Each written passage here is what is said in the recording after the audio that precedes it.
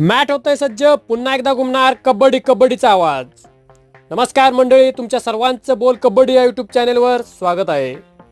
आजच्या व्हिडिओमध्ये आपण GMC Balayogi sports complex Hyderabad Telangana येथे होणाऱ्या 72वी प्रौढ गट महिला राष्ट्रीय अजिंक्यपद कबड्डी स्पर्धेमध्ये सहभागी होणाऱ्या महाराष्ट्र महिला कबड्डी संघाची ओळख करून घेणार आहोत.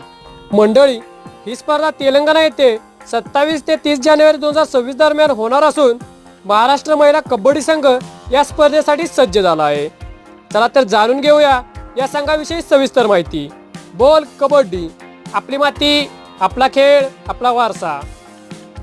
मंडळी, महाराष्ट्र महिला कबड्डी संघाच्या कर्णधारपदी पुणे ग्रामीण संघाचे प्रतिनिधित्व करणाऱ्या अनुभवी रेखा सावंत यांची निवड करण्यात आली आहे.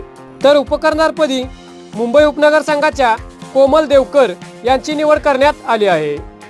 महाराष्ट्र महिला कबड्डी संघ पुढील प्रमाणे: आम्रपाली गलांडे पुणे शहर, समरीन बुरोडकर रत्नागिरी, पौर्णिमा जेदे मुंबई शहर पूर्व, निकिता पडवळ पुणे ग्रामीण, जुली मिस्किटा पालघर, संजना बोईर पालघर, यशिका पुजारी मुंबई उपनगर पूर्व, माधुरी गौंडी ठाणे शहर, गार्गी साखरे सातारा, प्रतीक्षा तांडेल मुंबई शहर पश्चिम, साक्षी सावंत मुंबई शहर पूर्व आणि समृद्धी मोहिते मुंबई उपनगर पूर्व या खेळाडूंचा या संघात समावेश करण्यात आला आहे.